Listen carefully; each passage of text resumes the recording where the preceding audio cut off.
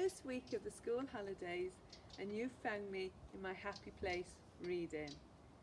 Would you like to join me? Okay. Flat Stanley, written by Jeff Brown and illustrated by Rob Biddulph. "Hey!" Arthur Lambchop called from the bedroom he shared with his brother Stanley. Their parents, Mr. and Mrs. Lambchop, cared greatly for politeness and correct speech. "Hay is for horses, not people," said Mrs. Lambchop. "But look," said Arthur, pointing. Across Stanley's bed lay his enormous pinboard, which had fallen on top of him. Mr. and Mrs. Lambchop hurried to lift it up, but Stanley wasn't hurt. "What's going on here?" he said cheerfully. "Gosh," said Arthur, "Stanley's flat." "Flat as a pancake," said Mr. Lambchop. "Let's all have breakfast," said Mrs. Lambchop. "Then we can take Stanley to see Dr. Dan." Dr. Dan examined Stanley. "How do you feel?" he asked. "I felt sort of tickly after I got up," Stanley said, "but I feel fine now." "You'll be okay," Dr. Dan reassured him. Mrs. Lambchop said she thought that Stanley's clothes would need to be altered to fit him, so the doctor took his measurements. He was 48 inches tall, about 12 inches wide, and half an inch thick. But Stanley quickly discovered that being flat could be fun. In the park, Stanley and Arthur watched some boys flying kites. "I'd like a big kite," said Arthur. "You can fly me," said Stanley.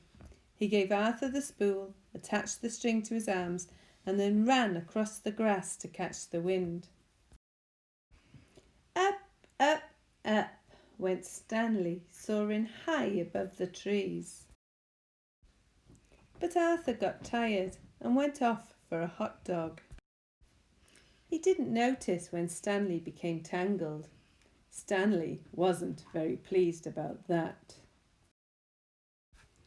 Later that night, Arthur woke to the sound of Stanley crying. "What's wrong?" he said. Stanley sighed. "Oh, I want to be a regular shape again." Luckily, Arthur had an idea. He ran to the big toy box and tossed aside balls, aeroplanes and toy boats. "Got it," he said, holding up an old bicycle pump. "Okay," Stanley said after a moment. "I hope this works." Arthur began to pump. Stanley got bigger and bigger and bigger. His pyjama buttons burst off, and there stood Stanley Lambchop, as if he'd never been flat at all. "Thank you, Arthur," Stanley said. "Thank you very much." Mr. and Mrs. Lambchop came in to see why the boys were up so late at night. "Stanley's round again," said Mrs. Lambchop. "I'm the one who did it," Arthur said. "I puffed him up." When Mrs. Lambchop made hot chocolate to celebrate Arthur's cleverness. Then Mr. and Mrs. Lambchop tucked the brothers back into bed and turned out the light. "Good night," they said. "Good night," said Stanley and Arthur. It had been a long day, and very soon all the Lambchops were fast asleep. Did you enjoy that? It's good, wasn't it? It got me to thinking. I wondered what would happen if a pinboard fell on me or on Aaron and made us flat. And then I thought, being as neither of us can go on holiday this year, maybe we could send our flat selves to your house. Maybe you could do nice things with us over the summer holidays. So, Flat Dev and Flat Aaron are in an envelope on their way to your house as we speak.